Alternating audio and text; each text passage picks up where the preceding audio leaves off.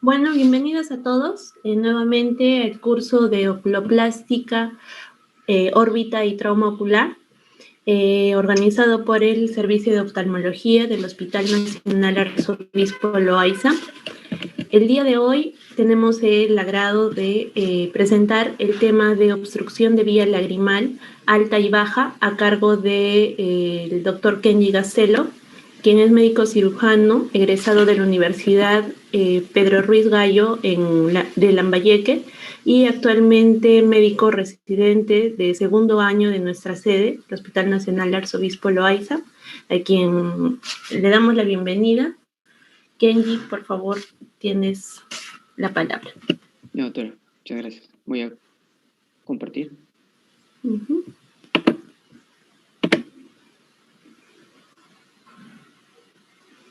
¿Se ve, doctora? Sí, se ve bien. Le agradecería, doctora, que me vaya avisando si es que pasan las PPTs, porque como hay también algunos videos, entonces se vuelve un poco lenta y de repente no me doy cuenta. ¿Me avisa, por favor? Listo, Kenji, vamos. Ya. Buenos días con todos los presentes. En esta mañana me ha tocado hablar sobre obstrucción de vía lagrimal alta y baja. Bueno, tenemos que comenzar definiendo qué es una obstrucción de vía lagrimal. Es una alteración anatómica y o funcional del drenaje lacrimonasal que origina epífora, también origina secreción de ojo en el ojo y también inflamación en el saco lagrimal. Entonces, es importante recordar lo que ya previamente en anteriores clases hemos conversado de la anatomía del sistema del drenaje lagrimal, puesto que al entender y al saber bien la anatomía nos va a ayudar para la posterior elaboración, por ejemplo, de algún procedimiento quirúrgico o de por ejemplo, un sondaje. Entonces, por eso tenemos que recordar la vía. La anatomía, entonces, comienza con los puntos lagrimales. Recordar que los canalículos lagrimales que siguen, pues tiene un segmento vertical y un segmento horizontal, 2 milímetros el vertical, 8 milímetros el horizontal, y en la mayor parte de las personas, por no decir en todos, se unen a un canalículo común y este va a llegar hasta el saco lagrimal. El saco lagrimal que se va a continuar con el conducto nasolagrimal y va a llegar al meato inferior, donde va a drenar y donde va a haber una válvula, la válvula de Hasner.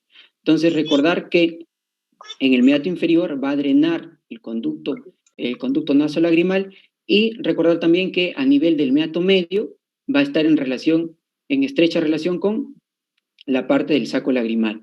Esto va a ser importante pues cuando hagamos la dacriocistorrinostomía. Posteriormente vamos a hablar de ello. Y no solamente para que funcione bien este sistema de drenaje, tiene que haber una vía anatómica adecuada, sino también la parte funcional, la bomba del drenaje del lacrimonasal tiene que estar funcionando bien. Y pues funciona gracias al parpadeo constante, gracias al músculo orbicular de los párpados, el cual pues, como vemos aquí, va a ayudar al drenaje de las lágrimas, junto con el músculo de Müller, junto con el ligamento cantal medial, que va a estar en estrecha relación con el saco lagrimal y va a ayudar exprimiéndolo. Entonces, por ejemplo, como vemos aquí, cuando hay un ojo está abierto, por ejemplo, ya por defecto ya va a estar lleno tanto los canalículos lagrimales y el saco lagrimal de lágrimas, y esto, cuando se produce el parpadeo, como ya mencioné, gracias al músculo orbicular, va a generar una especie de tipo de exprimir tanto los canalículos como el saco lagrimal, gracias también al ligamento cantal que va a presionar el saco lagrimal, y también el músculo de Müller que anteriormente lo hemos visto. Entonces, y aparte que va a haber va a exprimir estos canalículos y este saco lagrimal, va a haber en un adecuado cierre de los párpados, va a haber una oclusión completa de estos puntos lagrimales. Por lo tanto, esto también hace que al exprimir, pues siga el camino correcto y haya la especie del drenaje de la lágrima, ¿no? Entonces, esto nuevamente al abrir los párpados, y al abrir los párpados, aquí en los canalículos y en el saco lagrimal se genera una presión negativa. Por lo tanto, al abrir los párpados y al desocluir los puntos lagrimales, va a generar una especie de succión y gracias también a la capilaridad se va a llenar nuevamente. Entonces, todo esto va a conformar la bomba del sistema de drenaje lagrimal. Por lo tanto, tiene que haber también un sistema funcional adecuado. Como una vista general, vemos que acá la obstrucción de la vía lagrimal se puede dar en niños y se puede dar en adultos. Si se da en niños, generalmente se da en niños menores de 1 año, y esto frecuentemente es por una obstrucción congénita, ¿no? Esto en el 90% se resuelve de forma espontánea, en el 10%, 90% de forma espontánea, y se va a dar acá pues la presión, ¿no? El masaje. Y el 10% se tiene que hacer sondaje, el 10% de los niños, y el 1% se llega hasta una dacriocistorrinostomía. Ahora, esta obstrucción genética va a haber solamente una clase específica con la doctora Marchena para comentar sobre eso. Yo voy a hablar sobre todo de lo otro, de los adultos, que más o menos al nivel de la quinta, sexta década de la vida van a generar esta obstrucción de la vía lagrimal, y generalmente es una obstrucción adquirida, ¿no? Y donde más frecuente se va a dar en las mujeres, hasta el 80%, y en los hombres, el 25%. Son, como vemos acá, múltiples causas, pueden ser idiopáticas, pueden ser de repente por una causa traumática, por una dacrolitiasis, por tumores, por infecciones, por enfermedades autoinmunes, incluso por medicamentos puede darse también estas obstrucciones. Generalmente, si las obstrucciones son de la vía del sistema lagrimal bajo, se va a terminar definiendo esto con una dacriocistorrinostomía. Entonces, como hablé del sistema de bajo, entonces, ¿cómo nosotros dividimos de una obstrucción vía lagrimal alta de baja? Entonces, para eso debemos recordar pues la anatomía del sistema de drenaje, y como vemos aquí, se dice que justo todo lo que empieza desde el saco en adelante, saco lagrimal, hasta el meato inferior, esto es vía lagrimal baja, y todo lo que está antes del saco, vía lagrimal alta. Entonces, la vía lagrimal alta puede haber un problema a nivel del punto lagrimal, puede haber un problema en el canalículo superior, puede haber un problema en el canalículo inferior o en el canalículo común, como vemos aquí. Y en la vía lagrimal baja, pues está dada ya desde el saco lagrimal, el conducto nasolagrimal, la unión entre el saco y el conducto nasolagrimal, y también una obstrucción en la desembocadura del conducto nasolagrimal con el meato inferior. Es importante diferenciar, para valorar esto, es importante diferenciar. ¿Qué diferenciamos? De un lagrimeo de un epífora. Como ya hemos mencionado anteriormente, una obstrucción de la vía lagrimal va a generar una epífora, que es el rebosamiento de las lágrimas, ¿no? Y esto se puede dar, no solamente la epífora se puede dar por una obstrucción anatómica de la vía lagrimal, sino también por una falta de la funcionabilidad de este sistema de drenaje lagrimal. Entonces, por ejemplo, acá, la epífora, aquí hay una afectación, un ectropio, el cual no va a haber, como el ectropio va a ser, digamos, tan marcado, el punto lagrimal no va a estar en su sitio, por lo tanto, las lágrimas o el menisco lagrimal no está en contacto con este punto lagrimal, y por lo tanto va a haber un déficit en el sistema de drenaje lagrimal. Mientras que por otro lado, diferenciar un lagrimeo, que generalmente es un lagrimeo, es un problema de hipersecreción de lágrimas, generalmente es un lagrimeo, este problema es reflejo, secundario a otra causa, por ejemplo, un lagrimeo paradójico en un ojo seco, por ejemplo, un lagrimeo producto de una inflamación de la superficie ocular. Entonces es importante ver bien, ¿es una epífora propiamente dicha, un problema a nivel de obstrucción, o es un lagrimeo que es secundario a otra causa? Por lo tanto, eso es importante valorar, y esto lo vamos a valorar también por medio de múltiples preguntas y también por medio de exámenes. Por ejemplo, a veces los pacientes, pues, como no conocen muy bien estos términos, y también en general a veces se confunde en hablar lagrimeo de epífora, pero ya lo mencioné cuál es la diferencia. Y también vamos a preguntarle nosotros pues al paciente desde el punto de vista lagrimeo, ¿no? No vamos a decirles cómo es la epífora, ¿no? Descríbalo usted, sino vamos a utilizar este término lagrimeo. Le preguntamos al paciente, ¿el lagrimeo es constante o intermitente?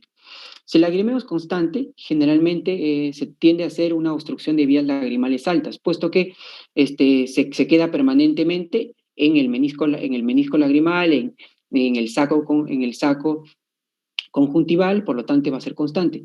Mientras si el lagrimeo es intermitente, generalmente son de las vías bajas, puesto que hay tiempo para que se llene el saco lagrimal, el conducto nasolagrimal, y luego se llene por rebosamiento el conducto, el canalículo común, y haya rebosamiento, por lo tanto es intermitente. Entonces el lagrimeo constante, sobre todo en las vías lagrimales altas, y el lagrimeo intermitente, sobre todo en las vías lagrimales bajas.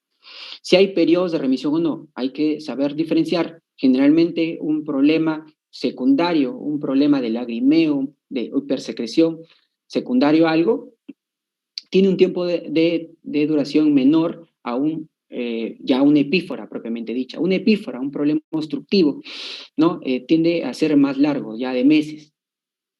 Entonces, ver también si es un problema unilateral o bilateral. La epífora puede ser unilateral o bilateral. Si hay molestias subjetivas en la superficie ocular, como ya mencioné, hay lagrimeo, reflejo o lagrimeo secundario, otros problemas que generalmente son de superficie ocular. También ver si las lágrimas son claras o son con sangre. Generalmente una lágrima con sangre nos está hablando de un problema, de un tumor maligno a nivel del saco lagrimal, y también algunos hablan de un tumor maligno a nivel del conducto nasolagrimal. Y ver si hay una secreción purulenta, visible, ¿no? Generalmente, cuando hay una secreción purulenta, y sobre todo cuando nosotros hacemos pues la presión a nivel del saco lagrimal con regurgitación de secreción purulenta, es generalmente un problema obstructivo, ya que ahí se almacenan las lágrimas y es un caldo de cultivo. Y tenemos que valorar bien, pues, con solamente revisar o hacer una ectoscopía, vemos si hay una agenesia en el punto lagrimal, también ver ausencia del canalículos o del saco lagrimal o del conducto lagrimal, que posteriormente vamos a ver cómo se evalúa. También tenemos que valorar si hay antecedentes de alergia. Como mencioné, la alergia también da un lagrimeo, ¿no? Secundario, ¿no? Es una hipersecreción secundaria a este problema de alergia. Si ya ha habido antecedentes, tenemos que preguntar al paciente, ¿dio algún sondaje en la infancia? Si también ha tenido enfermedades o cirugías previas de los senos paranasales, que generalmente están asociados también, problemas en los senos paranasales están asociados a un tipo también de obstrucción, ¿no? De estos. Y también el uso de medicamentos. Hay medicamentos antiglaucomatosos como el timolol, también la prednisolona, también la nafasolina, entre otros medicamentos, que también van a producir un cierto grado de estenosis y obstrucción de las vías de drenaje de la lágrima. También ver infecciones. Por ejemplo, la infección más frecuentemente asociada es la blefaritis, que genera una estenosis reactiva producto de la infección. Entonces también hay otro tipo de infecciones de otros gérmenes, actinomices, infecciones por herpes o una canaliculitis infecciosa también va a generar este tipo de problemas en el drenaje de la lágrima. También ver si hay un paciente de repente con un traumatismo medio de la cara o fractura maxilar o nasal donde ya hay afectación también de la vía del drenaje lagrimal. También ver episodios previos de dacrocistitis, generalmente una obstrucción de vía lagrimal baja que se va a asociar a dacrocistitis recurrentes, ¿no? Y ver enfermedades que también se han visto asociadas con problemas en el drenaje de la lágrima, como enfermedad de Wegener, enfermedad como la sarcoidosis también.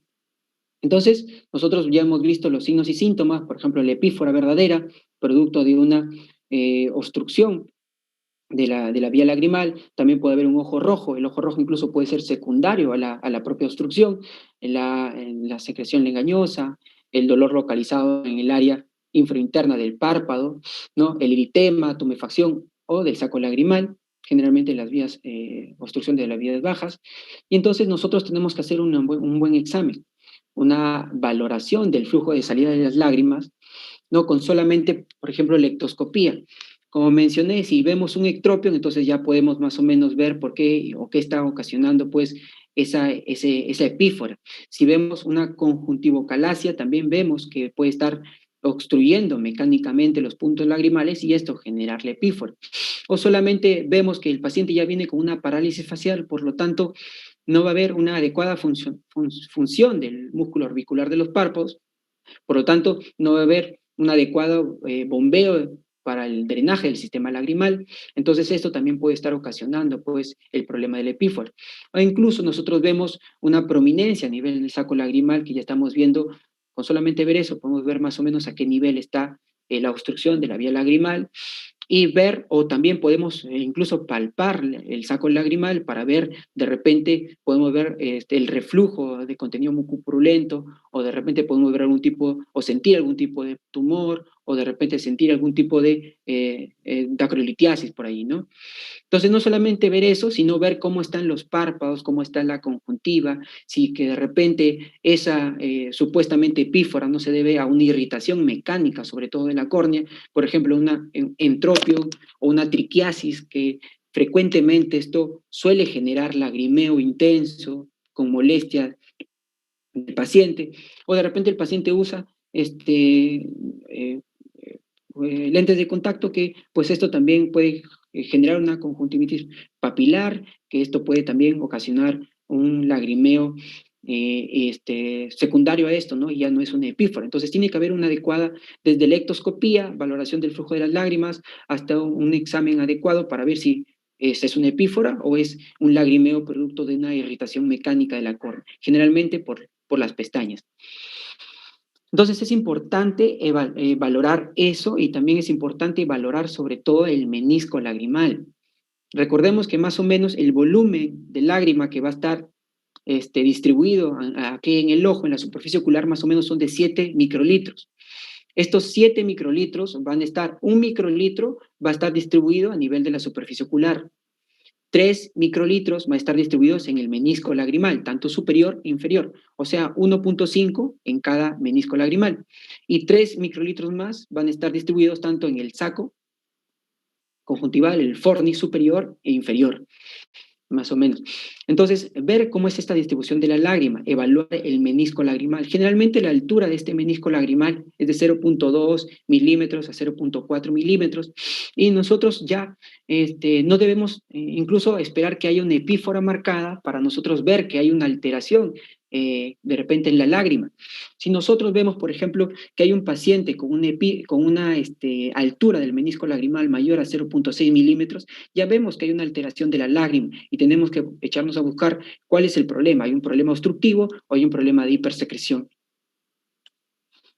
También mencionan que dentro de todo tenemos que evaluar, como ya mencioné anteriormente también, evaluar sobre la superficie ocular. Tenemos que evaluar bien la superficie ocular, la conjuntiva, para ver que no sea un lagrimeo secundario, ¿no? Más no un epífora. Entonces tenemos que evaluar el tiempo de ruptura de la película lagrimal, ver pues con la administración de fluoresceína cómo va apareciendo, en qué segundo, aparece menos de los 10 segundos o aparece más de los 10 segundos el tiempo de ruptura de la película lagrimal. Generalmente aquí se evalúa pues la parte mucinosa de la lágrima. También tenemos que ver mediante otras coloraciones, por ejemplo, rosa de Bengala, la verde de lisamina. Tenemos que ver, esto generalmente tiñe tejido desvitalizado, tanto de la córnea como de la conjuntiva, siendo la rosa de Bengala más tóxico que el verde de lisamina. Entonces, esto también nos permite evaluar la superficie ocular. Incluso también la tinción de fluoresceína nos puede hacer notar que hay una desepitelización de repente de la córnea. Incluso también mencionan que debemos evaluar el test de Schirmer. ¿Por qué? Porque dice que el test de Schirmer lo que va a ayudarnos es a ver la producción de la lágrima acuosa. Entonces, este test de Schirmer, ya sea el test de Schirmer tipo 1, sin anestésicos, o el test de Schirmer tipo 2 con anestésicos, con esta tira especial que es de Watman, ¿no? La número 41. Entonces, nosotros vamos a ver después de 5 minutos, sea el tipo 1, tipo 2, el test de Schirmer, vamos a ver pues cuánto ha, digamos, mojado esto.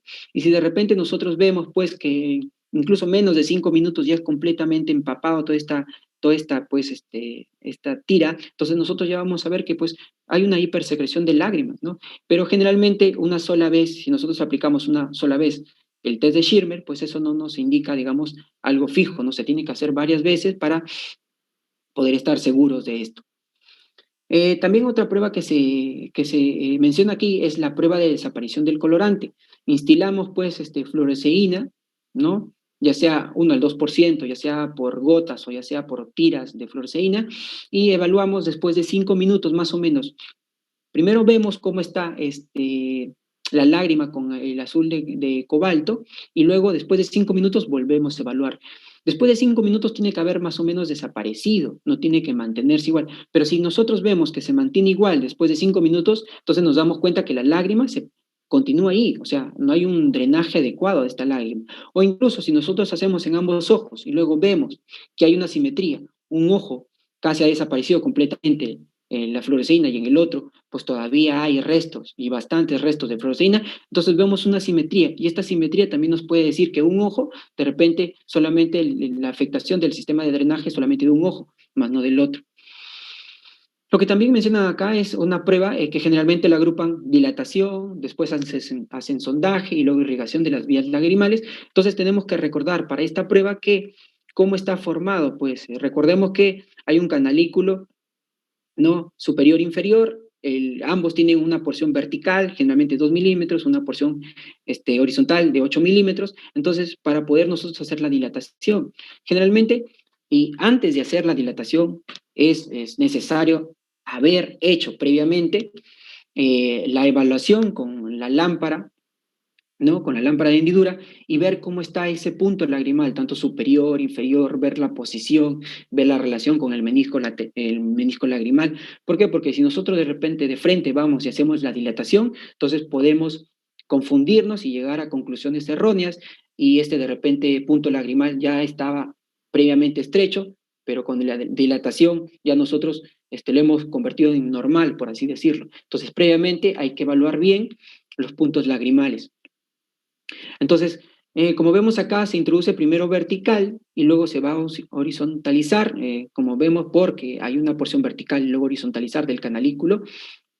Entonces, con respecto al sondaje, pues básicamente es igual, se sigue la misma dirección. Es importante mencionar que acá hay una ligera tracción a nivel vertical y se introduce también la sonda lagrimal a nivel vertical y posteriormente pues se horizontaliza y se hace esta tracción, una tracción hacia abajo y hacia afuera para hacer que el canalículo se horizontalice y no haga este tipo de acodamiento. Si nosotros hacemos de esta forma una tracción solamente hacia abajo, va a haber un acodamiento. Y si nosotros hacemos el sondaje, podemos hacer, digamos, unas falsas obstrucciones o incluso si nosotros hacemos mucha presión, podemos incluso hacer o crear una vía falsa. Entonces, por eso es importante la tracción cuando está en forma horizontalizada, hacia abajo y hacia afuera. Y esto es más o menos el movimiento, primero en forma vertical, luego se horizontaliza. Recordemos que en los adultos el sondaje solamente va a llegar al saco lagrimal, mientras, por ejemplo, en los niños, y ya lo hablarán después, puede llegar incluso hasta el meato inferior. Y este sondaje nos va a ayudar y nos va a dar estos resultados. Si, por ejemplo, nosotros hacemos el sondaje y está completamente libre, no hay ninguna obstrucción, nosotros vamos a llegar, como mencioné, hasta el saco lagrimal y vamos a tocar con este hueso que forma parte de donde del saco lagrimal va a estar, ¿no? Entonces, este es el hueso lagrimal, ¿no? Nosotros vamos a tocar, digamos, con la sonda el hueso lagrimal y vamos a ver un tope duro, el famoso tope duro. Este tope duro significa que hay una permeabilidad adecuada de estas vías, de este canalículo, por ejemplo, canalículo inferior en este caso.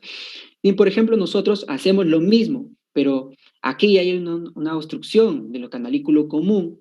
Nosotros vamos nuevamente a pasar el sondaje, vamos a chocar nuevamente con el hueso lagrimal, pero aquí también va a haber esta membrana, por lo tanto ya no se va a sentir un tope duro, sino se va a sentir un tope blando.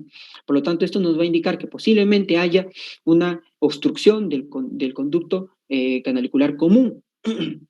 Y esto después lo vamos a ver más a detalle con la irrigación, que también se hace una irrigación después de esto. Se hace generalmente esta irrigación nuevamente siguiendo estos mismos pasos, horizontal, vertical, con la misma forma de tracción, ayudado con el dedo, lo traccionamos el párpado inferior o el párpado superior, y aquí en la cánula que se va a usar es una cánula lagrimal de 26 a 27G o 27G, y esta cánula tiene una curva y va a ser una punta, y va a tener una punta roma, donde se menciona que va a estar montada en una jeringa que va a tener suero fisiológico más o menos 3 mililitros, eso es lo que menciona. Y entonces evaluamos. Generalmente puede haber 5 resultados aquí. Aquí, por ejemplo, introducimos la cánula, irrigamos el suero salino y aquí va a haber un reflujo por este mismo lado del suero. Aquí también vemos en estos gráficos, entonces aquí va a haber una obstrucción completa del canalículo superior. del canalículo inferior, en este caso. Pero si hacemos por el superior, por ejemplo, va a haber una irrigación normal y va a llegar hasta la rinofaringe, ¿no? Porque el inferior es el que está obstruido. Pero en cambio, por ejemplo, si el superior está obstruido, es básicamente lo mismo. Va a haber un reflujo. Si hacemos por el superior, va a haber un reflujo. Y si hacemos por el otro canalículo, va a haber una irrigación normal. El paciente va a sentir que está pasando el suero fisiológico. Y el segundo resultado es una obstrucción completa del canalículo común. Aquí, por ejemplo, como vemos en la imagen, vamos a irrigar. Puede haber salida por este mismo canalículo y también puede haber salida por el canalículo superior, ¿no? Dependiendo de la extensión de la obstrucción, puede, por ejemplo, ni siquiera pasar hacia arriba, o ni siquiera, si estamos en el canalículo superior, ni siquiera pasar hacia abajo. Lo importante aquí es que no va a haber una distensión del saco lagrimal.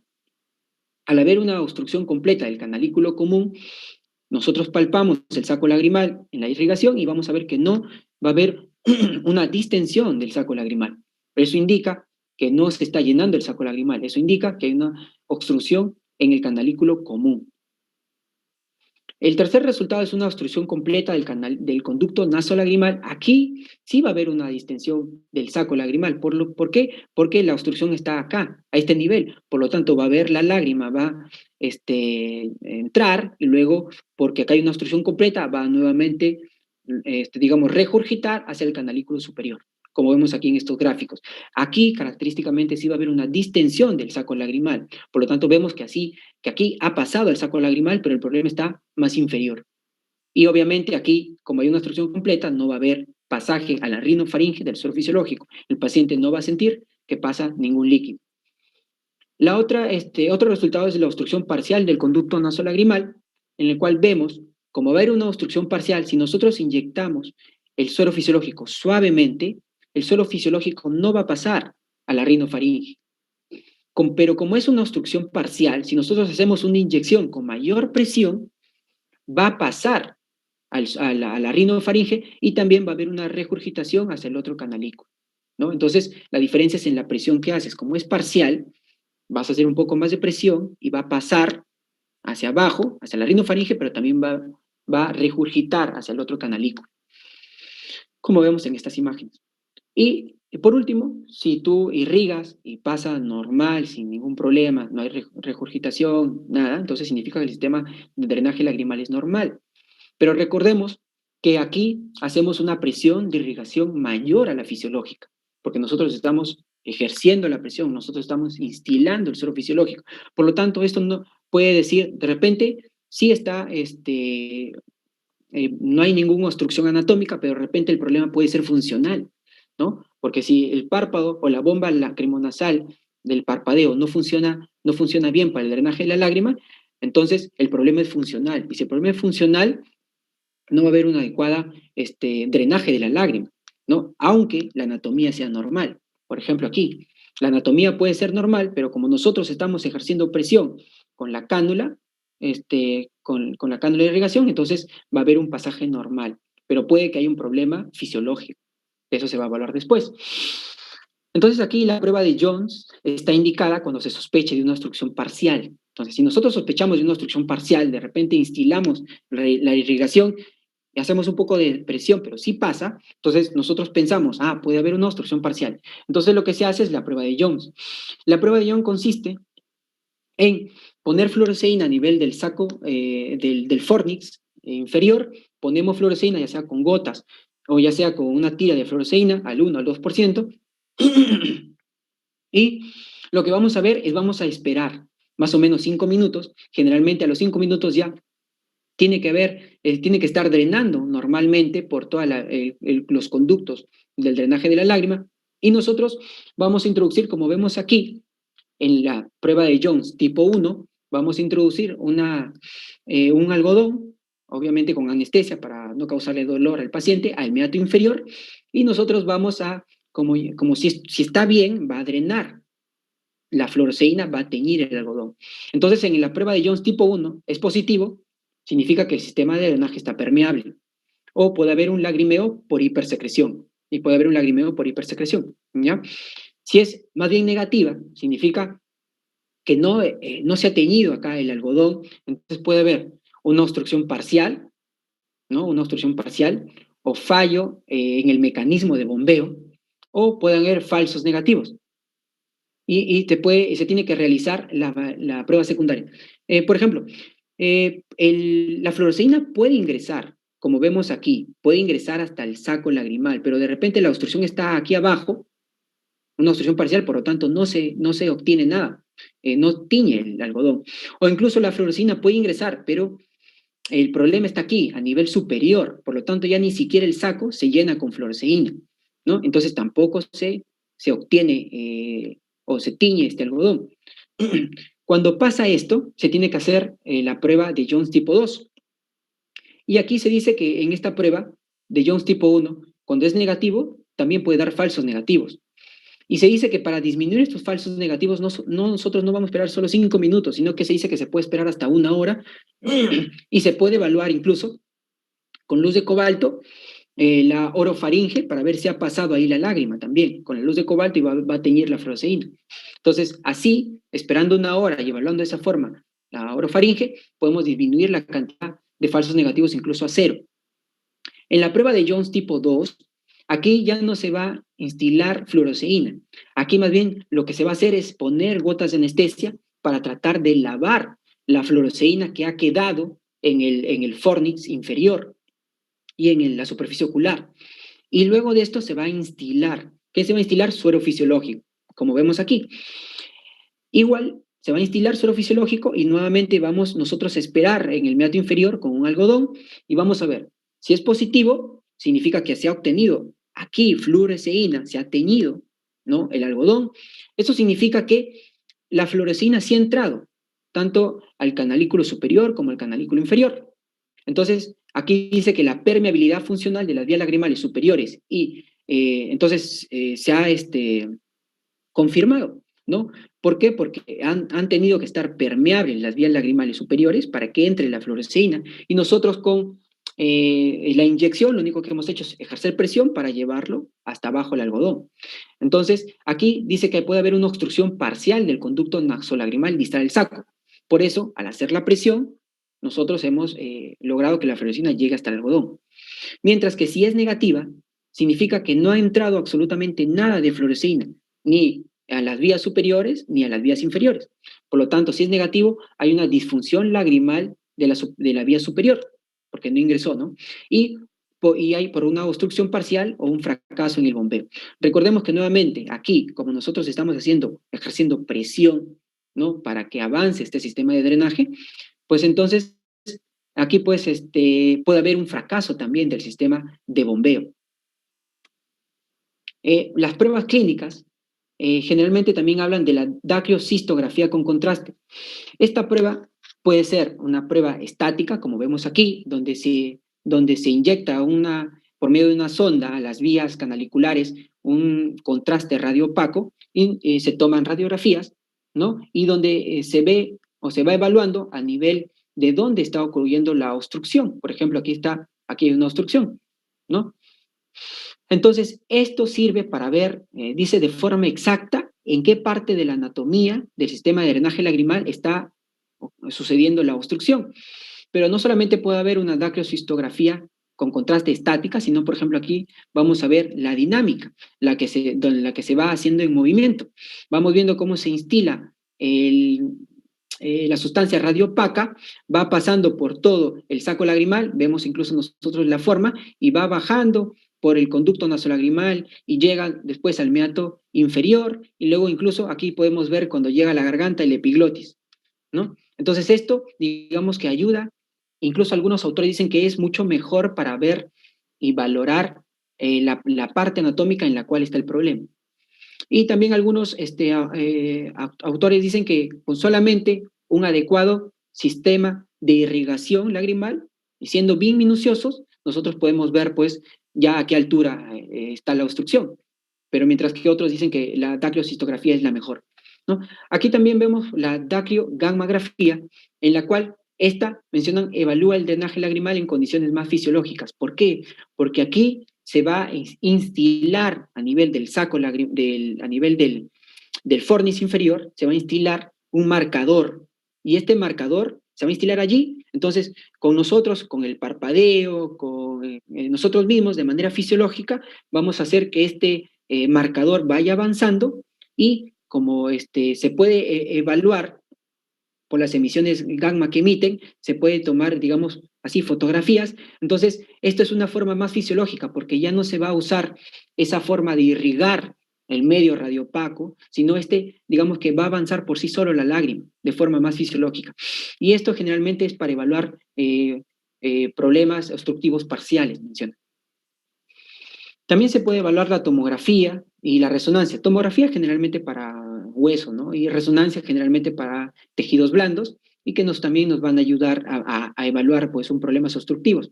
Y también tenemos que enviar al paciente para que el otorrino le haga un examen intranasal, porque incluso podemos, con el simplemente de una evaluación intranasal, se puede ver de repente un tumor, una hipertrofia de algún cornete, o de repente alguna impactación por algún objeto extraño, ¿no? Entre otros.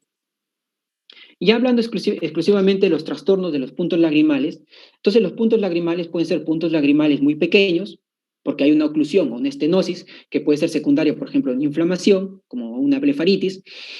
También pueden haber puntos demasiado grandes, aunque creamos lo contrario, los puntos demasiado grandes van a ocasionar que cuando se cierren los párpados no haya una oclusión adecuada de los puntos lagrimales. Y nosotros hemos visto que tiene que haber una oclusión adecuada de los puntos lagrimales para que junto con la contracción del músculo orbicular haya un buen drenaje.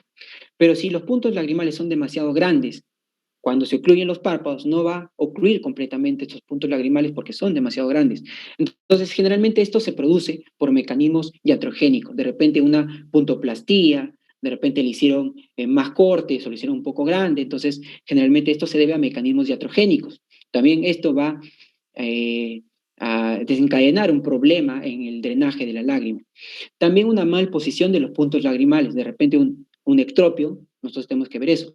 Y una oclusión por estructuras adyacentes, como vemos aquí, una conjuntivocalacia, como vemos aquí también. La conjuntivocalacia, entonces, que es un problema involutivo, un problema en el que no hay una buena inserción de esta conjuntiva con el teno y la episclera, ¿no? Entonces crea una conjuntiva redundante que por obstrucción mecánica va tapar los puntos lagrimales, y esto va a hacer que no drene adecuadamente la lágrima.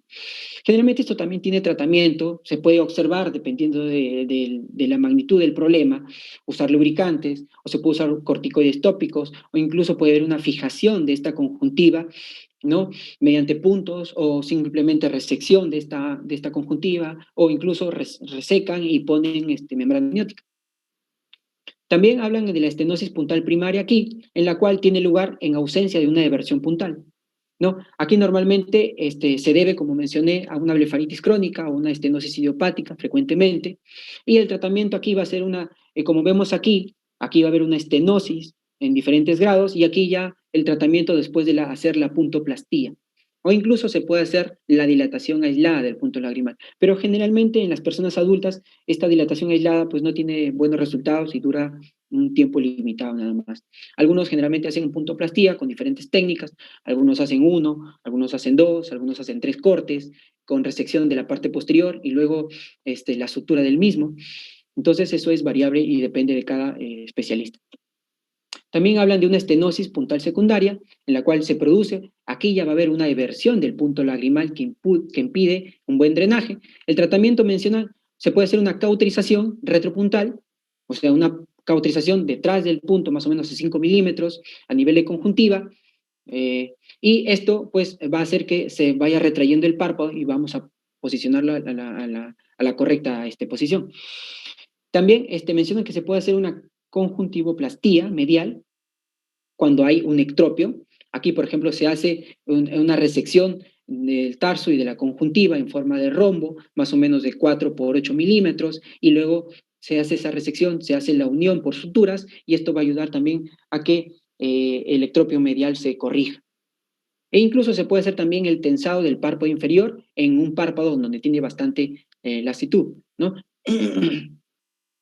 Ahora, como hablé en la obstrucción canalicular, esta puede producirse tanto en el canalículo superior, en el canalículo inferior o en el canalículo común, y ya vimos del sondaje nos puede ayudar un tope duro o un tope blando, y cuando hacemos la irrigación, pues si hay una obstrucción del canalículo común, por ejemplo, va a drenar por el otro canalículo, ¿no? La irrigación que hacemos. Ahora, la obstrucción canalicular puede darse por diversas etiologías. Se ha descrito que hay tapones lagrimales o canaliculares que generalmente ponen para, por ejemplo, un ojo seco, que esto tiende a moverse de su sitio y puede ocasionar una obstrucción canalicular. También va a haber medicamentos, como por ejemplo el 5-fluoracilo, medicamentos que son antineoplásicos también, medicamentos como por ejemplo el timolol, que ya mencioné hace rato, ¿no? Que van a generar una obstrucción canalicular. Va a haber infecciones, también como una canaliculitis, ¿no? Que posteriormente también hay una clase específica de eso. Enfermedades inflamatorias también van a ocasionar obstrucción canaliculares, traumatismos y neoplasias. Ahora, en el tratamiento de la obstrucción canalicular, vemos cuando hay una obstrucción parcial, como vemos aquí, de los canalículos comunes, del canalículo común o canalículos individual superior e inferior, se puede hacer una endoprótesis canalicular, ¿no? Y cuando hay una obstrucción ya total del canalículo, se puede hacer una reconstrucción, por ejemplo, en el caso de traumatismos, que también va a haber una clase específica para eso. Y, por ejemplo, se puede hacer una canalículo dacriocistorrinostomía, en la cual dice que tiene que haber canalículo permeable más de 6 a 8 milímetros para que se pueda hacer este procedimiento. Mientras que si no hay un canalículo permeable o hay una obstrucción más de 4 milímetros, se puede hacer una conjuntivo dacriocistorrinostomía con colocación, por ejemplo, de tubo de Jones, como vemos aquí, en la cual une y en la cual se puede hacer una resección de la carúncula, incluso mencionan algunos autores, en que se introduce el tubo de Jones y va a ser casi parecido a una dacriocistorrinostomía, ¿no? Se introduce el tubo de Jones y va a conectar este tubo de esta parte, desde la conjuntiva, hasta como vemos acá, en la parte de la parte intranasal, ¿no? Generalmente a nivel del meato medio, donde va a desembocar el tubo. Y este tubo tiene el problema de que se puede mover, este tubo es más difícil de colocarlo, ¿no? Por eso hay que evaluar bien si ahí tenemos o no tenemos canalículo permeable para ver o hacer uno u otro procedimiento. También hablamos de la obstrucción del conducto nasolagrimal, que tiene múltiples etiologías. Generalmente la esteniosis idiopática y la involutiva en las personas adultas mayores es muy frecuente. De repente un dacriolito que se forma, por ejemplo, por algún tipo también de infección, traumatismos, enfermedades de los senos paranasales, enfermedades inflamatorias, los tapones también de los puntos lagrimales que tienden hasta llegar también al conducto nasolagrimal. Inclusive mencionan que esos tapones se tienen que buscar por una ecografía para ver los tapones de silicona y luego se tienen que resecar, ¿no? Mediante una operación, y esos tapones también van a generar inflamación de los conductos lagrimales e incluso se tiene que resecar también el tapón con los conductos lagrimales o la inflamación de esos conductos que hay allí. También el yodo radioactivo se ha visto asociado con una obstrucción del conducto nasolagrimal y neoplasias. Generalmente si hay una neoplasia, generalmente cuando se reseca y se tienen que dejar márgenes libres, a veces pues están cerca al párpado o cerca al globo ocular, de repente al resecarse también se llevan una parte del conducto nasolagrimal. Ahora, la obstrucción del conducto nasolagrimal se puede tratar si es que es una obstrucción parcial, con intubación, dilatación con balón y endoprótesis, y si es una obstrucción total, generalmente se hace dacriocistorrinostomía. Recordemos que el tratamiento quirúrgico definitivo de la obstrucción de la vía lagrimal baja es la dacriocistorrinostomía. Generalmente las indicaciones son episodios de dacriocistitis recurrente, reflejo mucoide crónico por un saco lagrimal distendido o una obstrucción del conducto nasolagrimal con epífora bastante sintomática. Ahora, esta dacriocistorrinostomía se puede hacer de tipo interna o la endoscópica o de tipo externa, que es la más frecuente, es la común, ¿no? La clásica.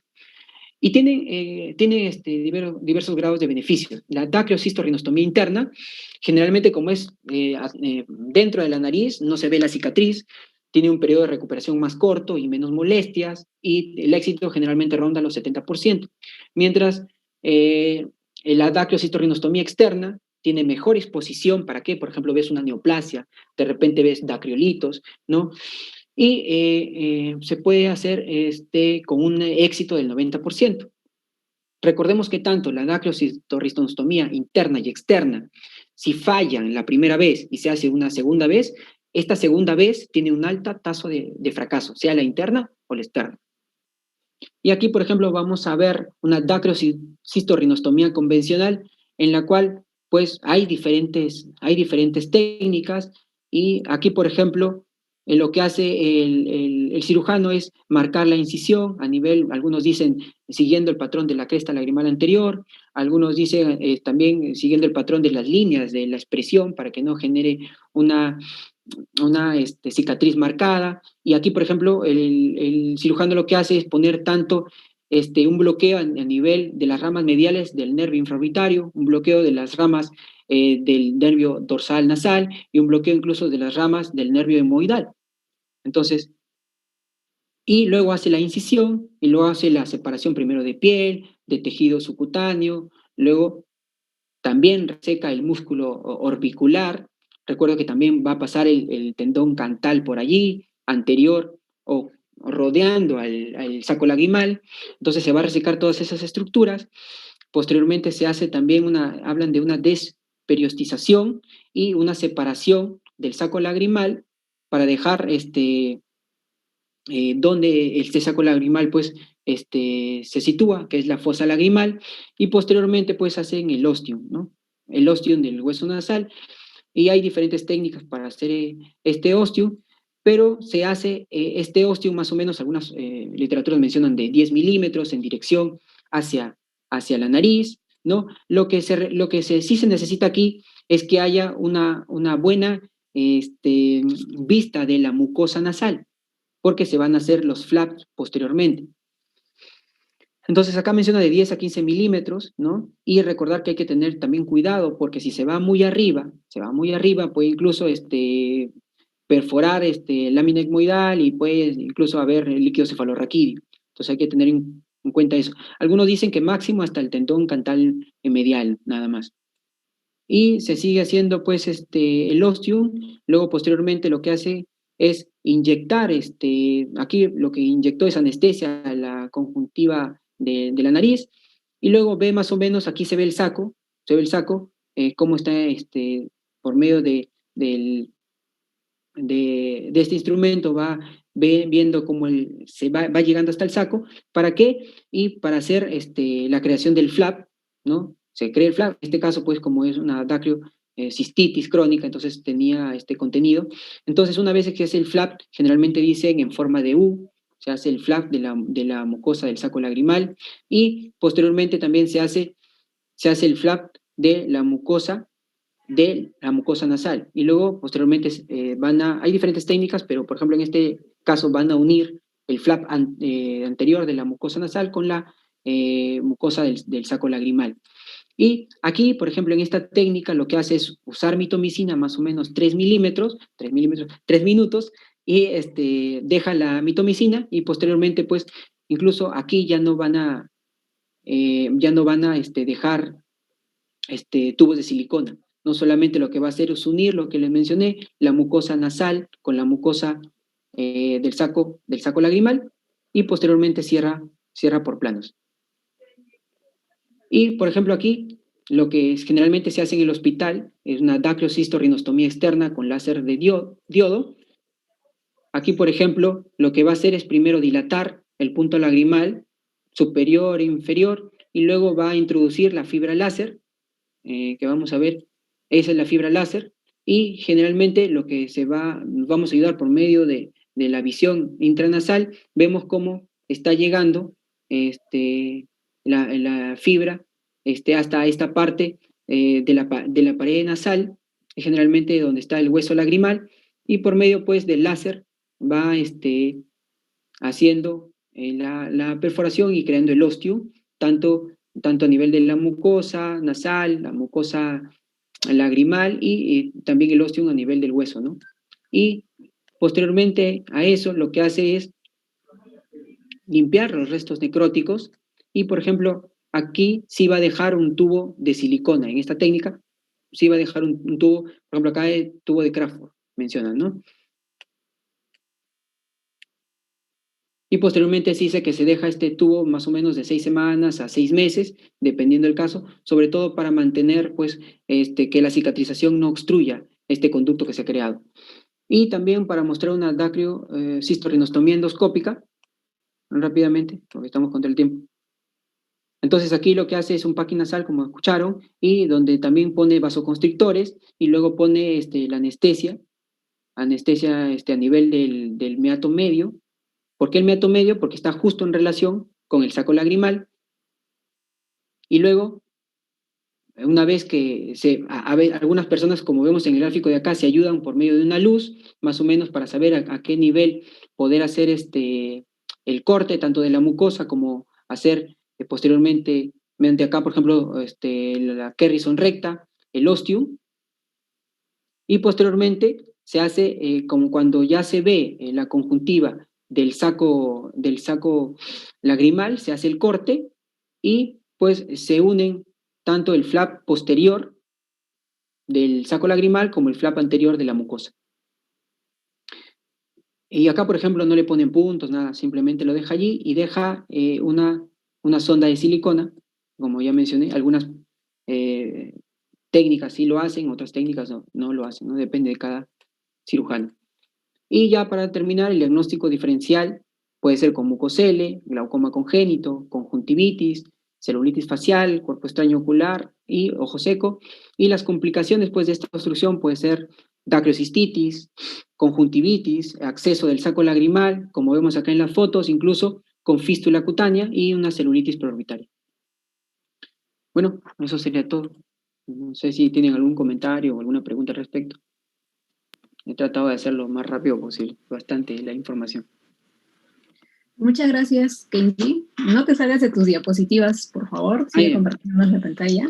Gracias, es un tema, hemos juntado los dos temas, las obstrucciones de vía lagrimal alta y baja, para poder también tener otro tipo de revisiones. Entonces acá hay que diferenciar claramente la propedéutica de esta patología, saber diferenciar clínicamente y con exámenes a qué nivel está la obstrucción, porque de ahí partimos todo, ¿verdad? Partimos que vamos a decidir el tratamiento definitivo o el tratamiento base, porque puede ser reflejo secundario a otra patología, y por eso es importante esa división que tenemos acá en tu gráfico muy bien, una obstrucción de vía lagrimal alta y una obstrucción de vía lagrimal baja.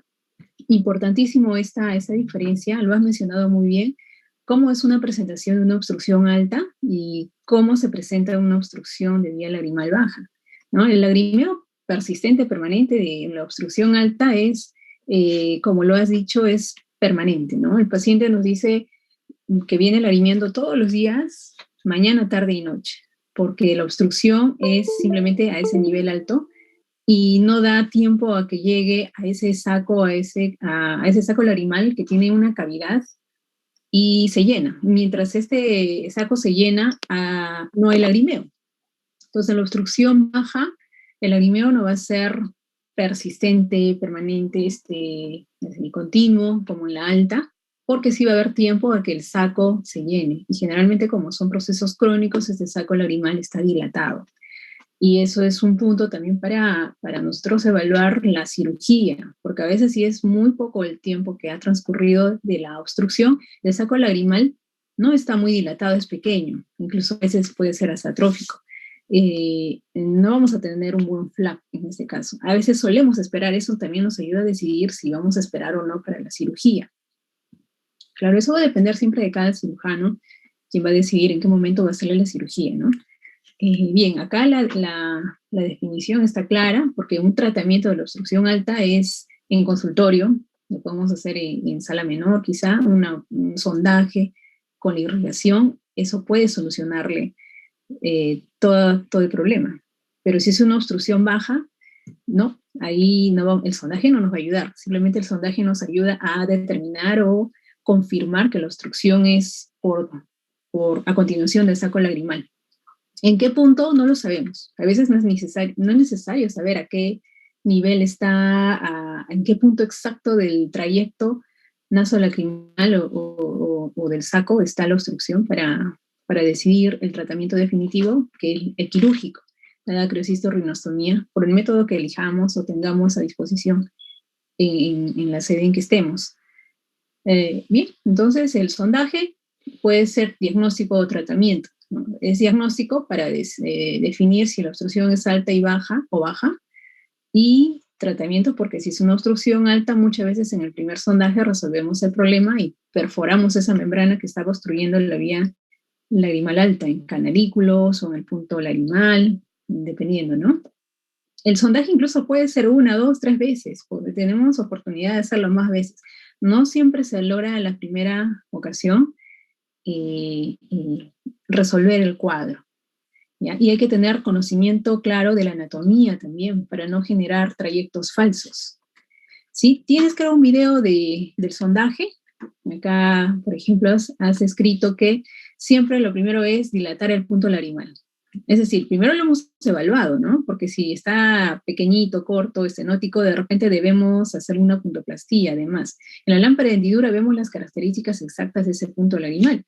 Si están normales, tanto el inferior como el superior, entonces vamos a la evaluación de los canalículos, ¿no? Vamos a palpar, incluso presionar, hay dacriolitos, hay un tumor, a qué nivel, si ha tenido traumatismo, una cicatriz. Entonces, toda esa evaluación.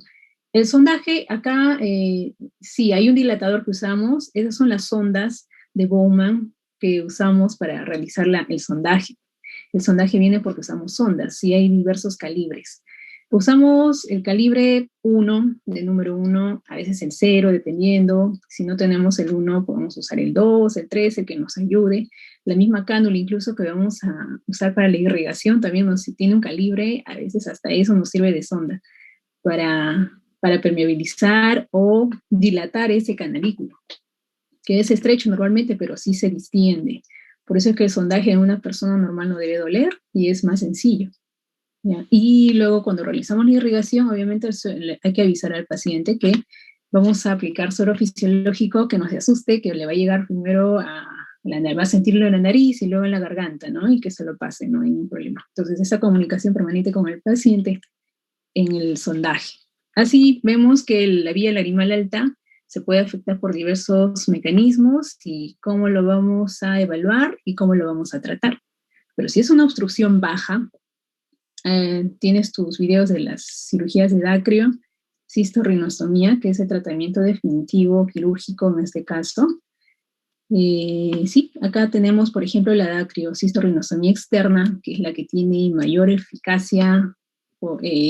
Actualmente todavía es la que mejor nos va, mejores resultados, porque no siempre vamos a poder realizarle una dacrio-cistorrinostomía interna o endoscópica o una transcanalicular. Para que tenga éxito estas cirugías interna o la transcanalicular, el paciente debe ser bien escogido.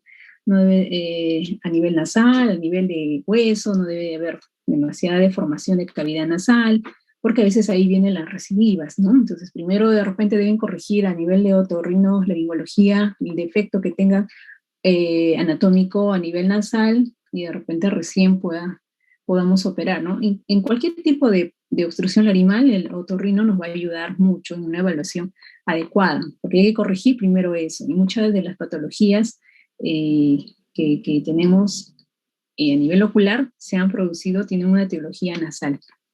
Bien, entonces la dacriocistorrinostomía externa es la cirugía convencional, que lo vamos a realizar en cualquier lugar, no requiere grandes equipos, tiene alto nivel de éxito en esta cirugía y bueno, pues entonces debemos conocerlo todos, ¿no? Ahora para irnos a la endoscópica, de repente en la parte de la obstrucción congénita, la doctora nos hace mención algo más, ahonda la técnica sobre la parte endoscópica. Y lo otro que es el transcanalicular, pero también aceptamos sugerencias o algún comentario de alguien que quiera hacer la parte endoscópica, quiera comentar, también lo podemos agradecer que nos ayuden un poco en eso. Y en la técnica transcanalicular, que todavía lo estábamos empezando a hacer en el hospital, pero ya contamos con el equipo y lo estuvimos realizando antes de la pandemia, sí, también tenemos que escoger muy bien al paciente. tenemos que escoger al paciente para que haya éxito y no recidive, no se cierre ese punto lagrimal. Los controles postoperatorios del ostium nasal tienen que ser constantes también, limpiar las costras si estuviera. Ahí otorrino también nos ayuda bastante. Entonces más, puede decir, el tiempo quirúrgico es menor, porque solo con un láser diodo que usamos en este caso, podemos acceder como un sondaje y permeabilizar y llegar a cavidad nasal, ¿no? Entonces ahí es la diferencia con la endoscópica, que en la endoscópica, al igual que la externa, hay que hacer ostium por la parte de hueso primero. En la endonasal, en la endoscópica hay que hacer el ostium comenzando con la mucosa nasal y luego el hueso también hay que fracturarlo. No hay cicatriz en la endoscópica. La diferencia con el láser es que el láser perfora directamente, pero nos tenemos que ayudar siempre con la visión, con el endoscopio. No podemos ir a ciegas, porque al momento de nosotros con el láser dañar la mucosa del septum o del cornete, puede haber luego esas adherencias que van a cerrar ese conducto nuevo que hemos creado, ¿no? Entonces, sí, esa es la obstrucción baja. Sí, doctor. Sí, quería hacerte un par de comentarios sobre lo que has dicho. Yo no tengo duda que actualmente con la tecnología que ha mejorado mucho y las técnicas quirúrgicas también, el éxito de estas cirugías se ha incrementado mucho, pero yo tengo información que fuimos recogiendo a lo largo del tiempo. Se llegó a hacer inclusive, me parece, una tesis, de repente Blanquita me puede ayudar, pero la tasa de éxito de una dacriocistorrinostomía operada en nuestro servicio con una técnica que era pues muy rudimentaria, que ahorita les voy a contar, pero quiero terminar con el dato. El dato que tengo es que hasta el 20% de las cirugías que hacíamos se volvían a obstruir. No era una tasa de éxito que nos agradara mucho. Y bueno, yo personalmente, que viví la época en que, como tú lo dijiste hace un ratito, este tipo de cirugía era como la catarata, todo el mundo la hacía, y como te digo, la hacía con lo que tenía, y a nosotros nos tocaba hacerlo pues con un set quirúrgico que era pues digno de cualquier carpintero, ¿no? A mí me ha tocado inclusive hacer osteotomías con martillo y cincel, porque no teníamos cómo llegar a algunos tipos de huesos duros que con la chiteli, que era una especie de pinza para romper hueso, no nos ayudaba para hacer el ostium. Entonces, nada, se juntaban un montón de cosas, la técnica quirúrgica que era rudimentaria, el set de instrumental quirúrgico que era muy malo. Y bueno, en ese tiempo ni siquiera usábamos silicona para dejar como una sonda después de la operación, sino usábamos seda negra. Entonces, con todo eso alrededor, pues era de esperar que nuestras tasas de éxito fueran tan bajas. Lo que pasó en el tiempo, y es algo que yo aprendí a reconocer, porque a mí me tocó operar muchas dacriocistorrinostomías cuando empecé mi carrera en el Hospital Loaiza. Como te digo, así como me programaban cataratas y glaucomas, me programaban también dacriocistorrinostomías, y hicimos muchas.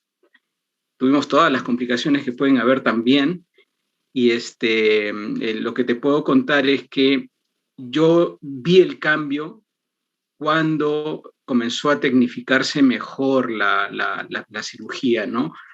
Cuando se comenzaron a usar taladros automáticos, neumáticos, cuando se comenzó a usar el láser, cuando ya comenzamos a operar esto con los otorrinos simultáneamente, yo noté que había habido un salto enorme, pero enorme, en lo que a la técnica quirúrgica se refería, y probablemente, no lo sé, pero tú lo has dicho, no sé cuál es el dato ahorita, pero yo me imagino que la tasa de éxito quirúrgico subió mucho. Entonces, el comentario es que si uno se decide a hacer este tipo de cirugía, se tiene que rodear de toda esa tecnología necesaria para que la cirugía se haga bien, porque hacerla como lo hacíamos nosotros era una cirugía de guerra casi, no es la forma de proceder cuando uno tiene que operar una dacriocistorrinostomía, pero no tiene lo necesario, ¿no?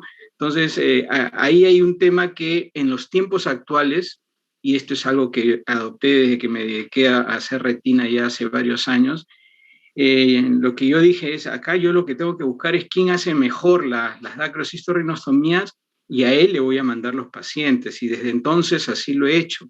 A pesar de que la cirugía la aprendí, la técnica la aprendí, no me cabe duda de que quien tiene, el instrumental apropiado y el equipo apropiado para hacer la cirugía, la va a hacer bien y con una tasa de éxito mucho mayor. Entonces, creo que eso debe quedar claro para los chicos, ¿no? Porque podemos estarles vendiendo la idea de que operar una dacriocistorrinostomía es fácil y que la tasa de éxito es buena, como tú lo has dicho, pero hay que tomar en cuenta cómo se hace. Y eso es importantísimo en los tiempos actuales. Entonces, insisto, quien quiera hacerlo lo puede hacer, pero tiene que rodearse de toda la parafernalia de equipo y de instrumental y de material quirúrgico que se requiere, ¿no? Que ha cambiado mucho desde la técnica que se describió hace un ratito con la técnica endoscópica que se practica ahora casi cotidianamente en el hospital. Hasta antes de la pandemia creo que no se hacían ya no se hace ninguna dacriocistorrinostomía con la técnica antigua, sino todas son endoscópicas, ¿no? Gracias a la intervención de los otorrinos.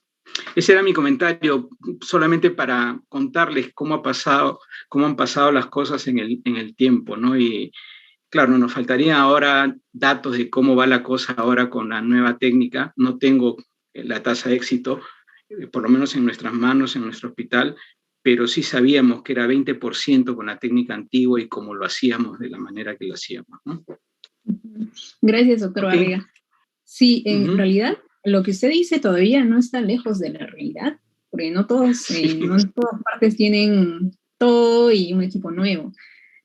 Hasta uno tiene que comprarse a veces los equipos para operar bien. Pero también no todos los pacientes son tan bonitos, la anatomía está bonita, bien puesta, colocada. Hay traumas oculares que producen obstrucciones lagrimales a nivel nasal, entonces huesos dislocados, movidos, y que lagrimean y hay que corregirles. Todavía yo sigo usando el cincel y el martillo para abrir en esos casos, por ejemplo. La que rizomacitoli no me va a ayudar porque la anatomía no está bien puesta como en un paciente sano, no. Todavía hay que tener esas herramientas y la tasa de éxito en la dacrio externa está en generar un buen osteo, un tamaño adecuado de osteo en una ubicación adecuada y el flap, los flap tanto de la mucosa nasal como de la mucosa del saco, a veces incluso lo pegamos o lo suturamos al techo, al músculo, a la piel, para que no se me cierren. Y si hay que reoperar, pues hay que reoperar. Hay que reoperar y la verdad que todavía lo que usted dice, sí, todavía vamos a organizarlo, no siempre tenemos todo y hay que conocer la técnica y saber qué es lo que tengo que asegurarme en ese paciente, asegurarme un buen ostium en el óseo, en el tejido óseo. La osteotomía es básica, importante.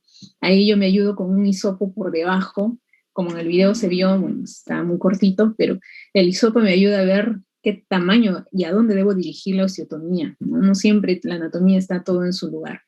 Entonces, ahí con eso la tasa de éxito va a ser más del 90%, pero no siempre. Por eso la endoscópica, la transcranealicular, no siempre va a ser la indicación de primera instancia, porque tenemos que realizar una buena dacrio externa, y en esos casos sobre todo, ¿no? En los casos complicados. Tenemos también al doctor Velasco que nos puede comentar, seguramente ahí se operan no sé cuántos dacrios por turno, tiene bastante experiencia. Sí, bueno. Además, sí, ¿cómo estás? ¿Cómo estás, Rocío? ¿Cómo estás todos otra vez? Bueno, la dacrio es todo un tema, en realidad, ¿no? Es cierto que la tecnología nos ayuda mucho actualmente, ¿ya? Pero también nos hace dependientes en la actualidad, hablando así con seriedad, ¿no? O sea, somos dependientes ahorita el oftalmólogo de la parte del otorrino, ¿no? Para poder hacer el procedimiento con las tecnologías nuevas. Es raro por lo menos en nuestro medio, que yo vea oftalmólogos que sean muy expertos en la parte endoscópica, ¿no? Generalmente los que más hacen dacroendoscópica, por lo menos en Argentina, pues tienen un expertise de casi 15, 20 años haciendo endoscopías para poder hacer una buena dacro externa, una dacroendoscópica, perdón, con un buen éxito. Igual sucede en España, igual sucede en otros lados, ¿no? O sea, primero tenemos que tener una capacitación muy buena en endoscopía para poder dominar todas estas técnicas, ¿no? Y poder hacer las cosas bien, ¿no? Porque así como la técnica en dacro externa es ya muy, no la técnica clásica, sino las técnicas modernas en dacro externa, son muy refinadas. Igual sucede con la endoscópica, ¿no? La endoscópica tiene mucha anatomía nasal que revisar y en la misma cirugía también muchas cosas que tener en cuenta respecto a los flaps de mucosa, a la parte del hueso que se puede quitar endonasalmente, ¿no? La otra cosa es cuando uno se mete a operar una dacrio, ¿no? Lo primero que tiene que saber es bien la parte anatómica y preparar al paciente bien, ¿no? En el INO, por lo general, no sé si ustedes en el OAISA, pues ustedes de repente usan anestesia local con sedación o usan anestesia general, ¿no? En el INO, nosotros por lo general hacemos las dacrios externas con anestesia local. Sí. Y siempre las hemos hecho así. Yo desde que empecé a hacer una dacrio, hace como 15 años o un poco más, pues siempre fue con anestesia local, ¿no? Es niños sí con sedación o pacientes especiales con sedación, con general. Y algunos pacientes sí lo podemos hacer con sedación, ¿no? Pero la norma es con general, con local en el INO. ¿Por qué aprovechamos la parte de anestesia? Porque, o sea, si uno revisa en muchos centros a nivel mundial, pues casi la mayoría en centros de enseñanza los hacen con general. Pero aún ahora el hecho de hacerlas con local nos ayuda un poco en esta época de pandemia, ¿no? Que evita un poco la cantidad de gente que puede ingresar en la sala de operaciones, ¿no? Pero hay que saber hacerla bien, pues, ¿no? Primero hay que saber bien el instrumental que tienes a la mano, ¿no? En el INO no tenemos motores tampoco, ni tenemos la parte de láser, pero sí contamos con el instrumental adecuado y catalogar bien el uso de Kerrison. Las Kerrison, hay diferentes grados o tipos de Kerrison, van desde 0 hasta la número 3, 4, ¿no? Que se emplean, tienen diferentes tamaños de mordeduras que hacen. La Citelli, como dice Willy, que es diferente a la Kerrison, porque la Citelli tiene 2 milímetros más de altura para una mordida, y eso te puede ayudar para poder acceder a un hueso lagrimal que está un poco por debajo, ¿no? Una anatomía que no es tan adecuada, ¿no? Eso como comentario inicial, ¿no? Hay que preparar bien al paciente. Yo, por ejemplo, yo a todas las locales les hago un bloqueo, del intraorbitario, bloqueo del supraorbitario, bloqueo del intracoclear, ¿no? Bloqueo del lagrimal también. Entonces, me meto por nariz también y hago un bloqueo también ahí también. Entonces, con eso me consigo tener buena analgesia, ¿no? Y muchas veces a los pacientes, cuando les he preguntado si les dolió el número de la cirugía, una escala de 0 a 10, un gran porcentaje me decía 4 de dolor, sobre escala de 10 máximo, o 2, 3, ¿no? Pero no he tenido pacientes que tengan mucho dolor, ¿no? Eso apoya un poco que la anestesia local con bloqueo pues ayuda mucho a estas cirugías, ¿no? Que es lo que siempre le he enseñado a todos los felos que han tratado conmigo, ¿no? Y eso lo han aprendido bastante bien y ellos hacen sus cirugías con local. Lo otro es el ostium, que muy bien dice Rocío, que es un ostium grande, hay que localizarlo bien, ¿no? Para la parte externa, ¿no? A esto me refiero. Y también un detalle que aprendí de José Luis Tobía en México, de su papá, era que eso de colgar los flaps hacia la parte superior, pues, hacer como una tienda de campaña, fijarlo hacia el auricular, pues es lo que me ayuda a que también esto marche mejor, ¿no? Poner los tubos de silicón, sí o no, actualmente está en debate, ¿no? Mucha gente no piensa que sea necesario colocar los tubos de silicona. Puede que la dacrio nació en el año 1904, y cuando Totti hizo la la cirugía, pues no había tubo de silicona, ¿no? La verdad que fue modificado después en los años 30 por Dupuy-Dutrem, ¿no? En francés, y él hizo las modificaciones del Flapen H, que fue usado por mucho tiempo, hasta el año 67 más o menos, en que ya Crawford innova la colocación de las ondas de Crawford, ¿no? Las ondas de silicón que se empezaron a usar, pues, ¿no? Y actualmente, bueno, uno dejaba las ondas un buen tiempo, le dejamos 3 meses, 6 meses, pero uno aprende de los otorrinos también y ve que el tiempo en los cuales uno tiene que dejar estos materiales extraños al cuerpo no puede ser mucho tiempo, ¿no? Un mes podría ser suficiente, ¿no? Yo he comenzado a bajar, antes de la pandemia comencé a bajar el tiempo, en el vino se dejaban 6 meses, yo lo bajé 3 meses, y comencé a bajarlo hasta cerca de 2 meses, ¿no? Con la idea de bajarlo a un mes, como lo hacen los otorrinos, ¿no? Por el efecto también que estas ondas se contaminan, ¿no? Y esa contaminación también te puede llevar a una colonización a nivel donde están colocados las ondas de referencia al ostium, generar más fibrosis, ¿no? El término biofilms también saca a mi memoria en este momento, ¿no? De establecer esto, ¿no? Cultivar las ondas, a veces pacientes que no van bien. Entonces, hay una serie de detalles que nos llevan a hacer una cirugía más prolija, ¿no?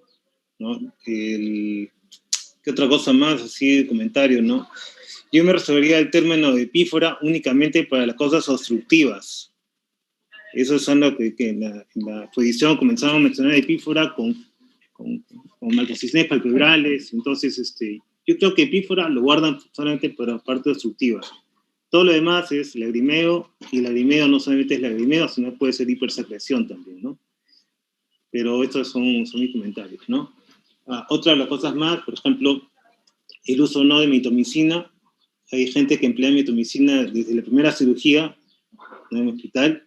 Yo la reservo para los casos que van en recurrencia, y mi secuencia siempre sería: la primera es dacro externa, la segunda dacro externa con mitomicina, y la tercera es ya un tubo de Jones, ¿no? Para los casos que son recurrentes, ¿no? Por la cantidad de fibrosis que puede haber. Y tubo de Jones es otro mundo. Realmente, para pacientes con OBL alta es condenarlos a un tubo de Jones. Yo trato de no colocar tantos tubos. Ya, en Argentina les encanta colocar tubos, lo hacen con endoscopía, las hacen rapidísimas, ¿no? Pero a mí los tubos también han cambiado mucho. Actualmente se emplean los stop loss, ¿no? que evitan este tipo de pérdidas. Hace unos 10 años de migración, pues como dice Rocío, hace unos años estuvo el tubo de Morube, pero era difícil de colocar porque era un tubo que era mixto, que tenía parte de Pyrex y parte de lo que era el polietileno poroso, pero es difícil de colocar, ¿no? Hay que tener un set de pruebas adecuado, ¿no? Hay que medir también el tamaño del tubo con una endoscopía previamente, con unas guías. Nosotros lo hacemos clínicamente hasta ahora, pero hacer bien las cosas es importante, como dice Willy, ¿no? ¿Qué más? Ya otras cosas más ya se han dicho en la clase, ya Rocío las ha enfatizado bien el tema. Sobre la dacro láser, es todo un tema para mí, porque yo conocí el equipo del Fox hace como unos 7, 8 años para dacro láser, ¿no? Y siempre estuve ahí interesado en ver esto, cómo se hacía y todo, ¿no? Después ya llegaba María Eugenia acá, se hizo algunas cirugías acá, con Solón también. Ya hay que tener apoyo de otorrino de todas maneras, ¿no? O hacer la endoscopía nasal muy bien, ¿no? Y siempre evitar las complicaciones, ¿no? El primero que vi hacer dacro láser era un médico boliviano que trajimos acá a Lima, y que hizo una dacro láser, pero sin apoyo endoscópico, y él es muy bueno, o sea, tiene su lógica para hacerlo sin endoscopio, y le va muy bien allá en Bolivia. No, o sea, uno no puede decir, mira, ¿cómo lo hace sin endoscopio? En realidad él lo hace y le va bien, ¿ya? Pero hay que tener cuidado, hay que ver dónde estamos colocando el láser, ¿no? Porque el láser hace mucho daño también, eso lo he comprobado ya con videos que tengo hechos, y si ustedes pensaron, pues hacíanla, porque es una cosa que para mí tiene futuro. La endocanalicular pues tiene mucho futuro, ¿no? José, Rocío, una pregunta sobre lo que están conversando. Otro de los datos de ese estudio que determinó nuestra mala tasa de éxito quirúrgico fue que era evidente que mientras mayor eran los pacientes en edad, los pacientes que eran operados, peor era el pronóstico o el éxito quirúrgico. ¿Cómo ven ustedes esto? ¿Es verdad que es mejor operar jóvenes que mayores o es igual para ustedes la edad? No. Bueno, para empezar, el éxito quirúrgico, o sea, definir éxito quirúrgico es, inclusive para los oculoplásticos, es todo un tema aparte, ¿no? Porque nadie está claro qué cosa es un éxito en dacrocitorectomía, ¿no? Para algunos es suficiente que deje de lagrimear, para otros es que el menisco lagrimal esté menos de 1.5 o 1 milímetro, para otros es que la cantidad de lagrimeo baje, ¿no? En las escalas de Moon, por ejemplo, baje de 10, baje a 2, 3. Entonces, el éxito va a depender de cómo definamos éxito en dacrocitorectomía, ¿no? O que ya no tenga dacrocistitis, por ejemplo, el paciente, ¿no? Entonces, normalmente lo que vemos en el hospital es que nuestra tasa está alrededor de unos entre 85 a 90, más o menos en realidad, ¿ya? Y da igual, es más difícil operar a pacientes jóvenes que pacientes adultos. Los pacientes adultos tienen una anatomía ósea, se puede decir, mejor, más fácil de romper, no hay tanto tejido blando ahí, el acceso es más fácil, ¿no? Y el éxito, pues por edades no lo tenemos, pero por lo menos yo siempre he encontrado que operar a un paciente joven es más difícil, ¿no? Un paciente entre 30, 40 es más difícil. Siempre una vez al año me ha tocado siempre usar martillo y cincel, porque así como Rocío, cuando no encuentras un lugar, pucha, tienes que hacértelas. Y hay técnicas para usar martillo y cincel, ¿no? Que inclusive la tengo grabada, ¿no? Porque dice, bueno, vamos a usar martillo y cincel, y así que esto es bien raro que yo haga, le decía a los residentes, si tomaban fotos o se grababan en el momento que yo lo hacía, ¿no? Hay que buscar nomás eso para poder enseñarles, ¿no? Pero yo, en realidad, Willy, en los adultos, tanto como en jóvenes, no hay una diferencia en que si es mayor va a tener más recurrencia que siendo menor, ¿no? Pero acuérdate también que los adultos tienen otras patologías asociadas, ¿no? Que tienen malposiciones patologales y todo, que también antes de una edad tienen que descartarse todo eso para definir un buen éxito, ¿no? De acuerdo. Rocío, ¿tú qué te parece? ¿Tú qué piensas?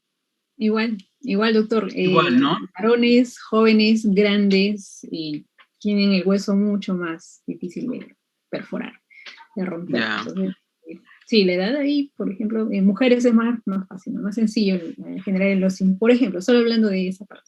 Sí, hay esa diferencia. Pero lo demás, la anatomía es lo mismo, es el mismo principio. Si seguimos los principios y hacemos la técnica y logramos hacer un buen osío, un buen flap, pegarlo a techo si nos queremos asegurar, y si queremos asegurarnos más, ponerle tubo, en cuando es la primera cirugía, sí, pues nos va a ir bien. Sí. Hay una cosa que hay que tenerle miedo, Rocío, y a todos los que quieran hacer cirugía de dacro, es esta, ¿no? Siempre preguntar al paciente el antecedente de trauma. Siempre. Porque cuando hay un trauma metido ahí a nivel de la parte ósea de la vía lagrimal, Dios mío, es súper difícil a veces hacer los ostios. A veces ya no vas a encontrar la fosa lagrimal y es cuando tienes que usar martillo y cincel o tienes que emplear otras máquinas, ¿no? Una de las cosas que, por ejemplo, que yo tengo para estos pacientes que vienen con antecedentes de traumatismo y todo, es poder hacer la dacro con motores óseos ultrasónicos, ¿no? Entonces, lo he hecho un par de veces, un encarte para hacerlo nomás, ¿ya? Y de verdad que es bastante sencillo. Uno hace la primera citomía con el portador óseo ultrasónico y luego ya puede continuar con la carga nomás o cambia el motor a un motor de desgaste nomás, ¿no? Y con eso ya abre bastante bien la citomía, ¿no? Allá en España, por ejemplo, emplean mucho motor de desgaste, ¿no? Para hacer la cirugía, ¿no? Entonces, también es bastante bueno, pues, ¿no? Estos motores son los de Stryker, pues, ¿no? Que antes en los hospitales, los que tienen cabeza y cuello lo tienen también a la mano, ¿no? Entonces, también podrían emplearlo para estos casos, pero no están empleando martillo y cincel, ¿no? Alternativa. Sí.